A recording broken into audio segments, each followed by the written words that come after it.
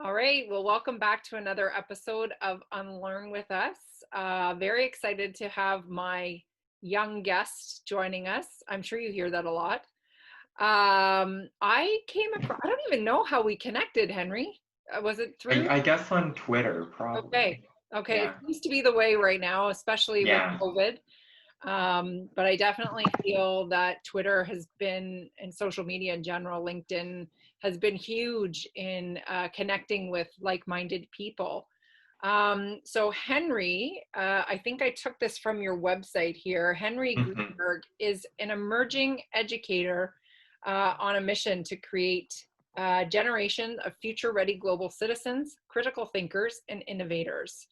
Currently working with schools and community organizations to foster a passion for entrepreneurship and innovation in the 21st century learners and to let learning soar.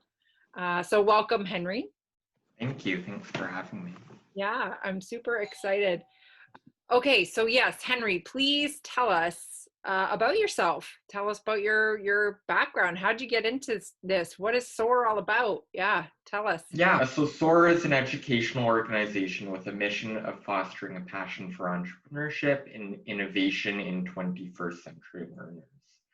So I guess the origins, it's kind of a long story, but SOAR started as a school project when I was in high school, so a few years ago, for a business competition called DECA Ontario, which is a very large high school extracurricular in Ontario.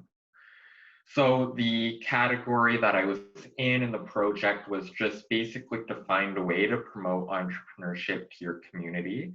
And it was very open-ended, very loosely structured. And I decided to create SOAR as an educational program to teach entrepreneurship in schools. That was the initial um, idea, the initial concept. And the project didn't necessarily have to have a teaching aspect related to it, but since I already had an interest in teaching, that was an area that I was interested in, I decided to combine those passions to create SOAR. So I hired someone to do a logo, a family friend to do a logo, prepared material, did research, and then did a pilot program for SOAR in 2018, I believe, 2018, with a grade 7 class in Oakville, where I live. And for the purpose of the project, that was about 3 weeks. So it went very well. The kids were very excited about it. The teacher that I worked with was excited about it, and other teachers in the school were interested in SOAR. At that time, I didn't have necessarily the time or the flexibility to work with other classes. So it was sort of put on pause for a little bit. I submitted the project for DECA, it was judged, it won the award in its category, and then celebrated that. And then I put SOAR away, not put it away, but it was on pause for a while. And then the following year, I decided to officially register the business and begin working in schools in Ontario. And so this year especially has been such an interesting year to get involved with schools. First with strikes going on and work to rural action, Yeah. and then obviously with COVID-19 happening and schools shutting down in March. It's been such a crazy ride so far, but super rewarding and super educational experience for me as well. Wonderful. So, we connected and I love your Mm-hmm. story. I Thank love that you are so young. I love that this started out when you were in high school because everything that I stand for and everything that I'm trying to help my students with is to recognize that it doesn't matter how old you are, you can start something and it doesn't have to necessarily be a business. It can you. be, Mm-hmm. supporting your community and supporting not-for-profits. It can be making a difference. And what better time to do it than when you're living at home, right? Yeah. I'm taking this risk. I'm starting up this entrepreneurship thing, and I'm in my 40s, and it's a bit harder because, you know, I have a mortgage, I have children, I have mouths to feed, that type of thing. Yeah. But I think the amount of experience that you're getting, whether you know, you continue with SOAR, it's only a matter of time where you're going to be so successful because of the successes and failures that you've had as a young person. So tell me a little bit about the actual project, like what you do with SOAR. Like when you go into that grade 7 class, what do you do? Okay, so initially SOAR was just a school program, and that was the focus. And it was project-based learning through the framing of entrepreneurship. So to give an example, students in grade 7 had to create a toy for a toy business for students in grade 4, just because this particular teacher taught grade 4 as well. So they created their own businesses, they created marketing plans and pitches and advertisements, things like that, did research, did customer interviews, got feedback, all different steps in the entrepreneurial process. And then it would always culminate when I worked in schools with an exhibition of student work to a greater audience. So that could look differently from school to school, but we invited the director of education for the Halton District School Board, who's somebody I know, and principals from other areas, the school principal, other students from other classes, and then it would give students an opportunity to share their work with an audience beyond people in their class. And for these particular projects, it may be the very first time students present to an audience greater than their class, even though it may be to younger students, they're still getting that experience presenting to a larger audience, learning the entrepreneurship skills, but also developing soft skills, working as a team, creativity, the ability to get feedback from your teacher, your friends, or me, who's an outside person in the school system, get feedback and process it, use it to iterate, all these different soft skills that are equally important in the process in schools. So that's what the school program is focused on. And then, can I ask you a question about that before you move on to the program? Sure. So when you had these kids making these toys, and they're, you know, like hands-on, having conversations, all that, what did you see with the kids? Were they engaged? They were very engaged, yeah. And to hold, I'm sure you probably are aware, to hold the attention of students on a project for 4 to 6 weeks can be difficult. So but they were consistently engaged. And for an example of that is, based on logistics and timing, our project was supposed to end right before Christmas break one year. And for certain reasons it couldn't, and we had to push it to after the Christmas break. And we were worried that the students would forget about it, and you know, it wouldn't have as much impact if they presented when they got back.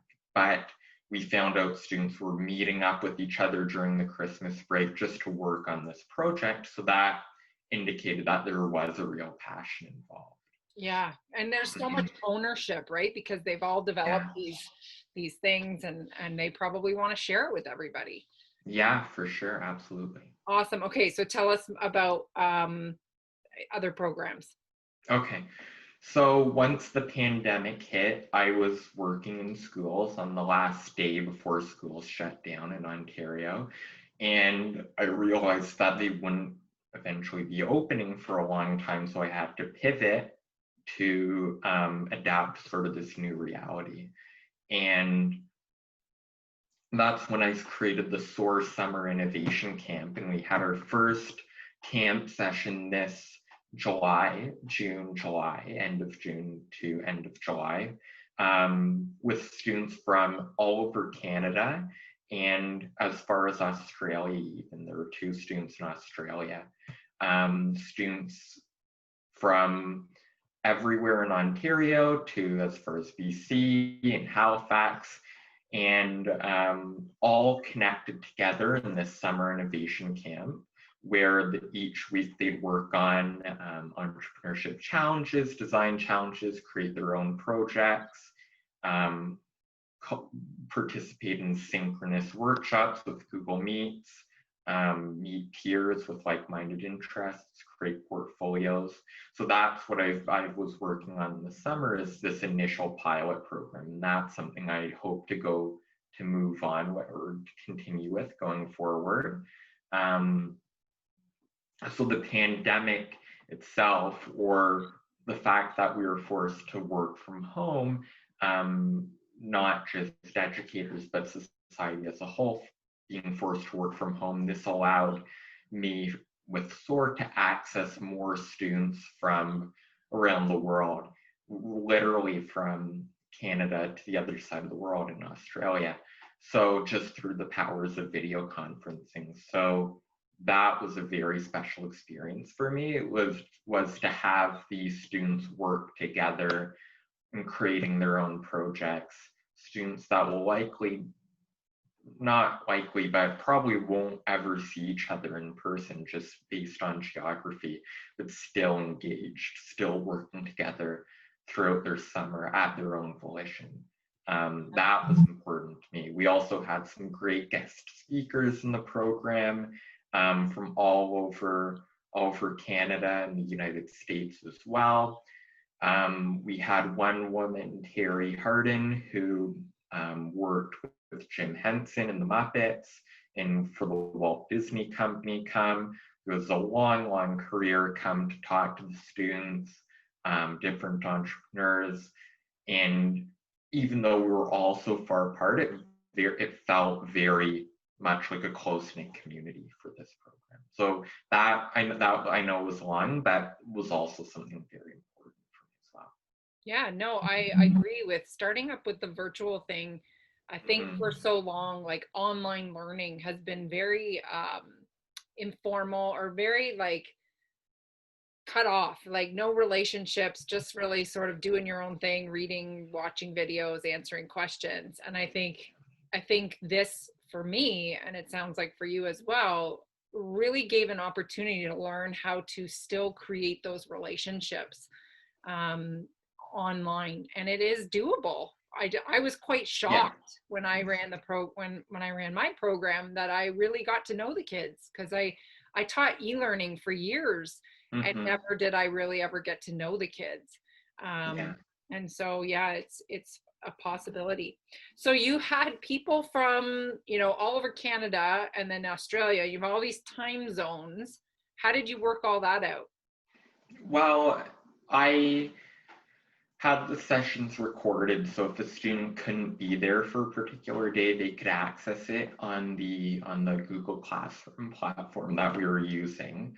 But I tried to set a time that was doable for most of the people, but based on the schedule and the school breaks there, those students happened to come on at 3 o'clock in the morning or 1 o'clock in the morning, just because they were interested and they were engaged in participating. So that worked itself out. There weren't too many problems with time zones. Oh, cool. So, okay, so moving forward, what's next? What's coming? Yeah, so I'm going to be continuing SOAR in schools for the 2020-2021 school year in a completely virtual format, similar to what I described before with working in schools. But this year, as I mentioned, I can reach so many more people, or I feel I have the potential to reach so many more people. I'm working with a school in Thunder Bay, and I'm in Oakville. So it's like a 16-hour drive. I would have never imagined before being able to work in these sorts of places. So continuing with that, and then also continuing with exploring ways to offer SOAR to students outside of the school system, because it obviously has certain restrictions to working in the school system and in certain facets. So working with my own students in my own programs outside of school as well, and for high school students and elementary school students as well. Wonderful. So if people want to see what you're doing, get in contact with you, what's the best way to do that? Yeah, so to get in contact with me, they can look up my website, which is soaredu.ca. My email's on there, links to Twitter, which is @soaredu, Instagram, which is @soar_edu, and Facebook as well. Awesome. And LinkedIn, if you want to find me personally. Right. Amazing. Well, thank you so much, Henry. And I wish you all the success in having your students soar. Thank you. Awesome.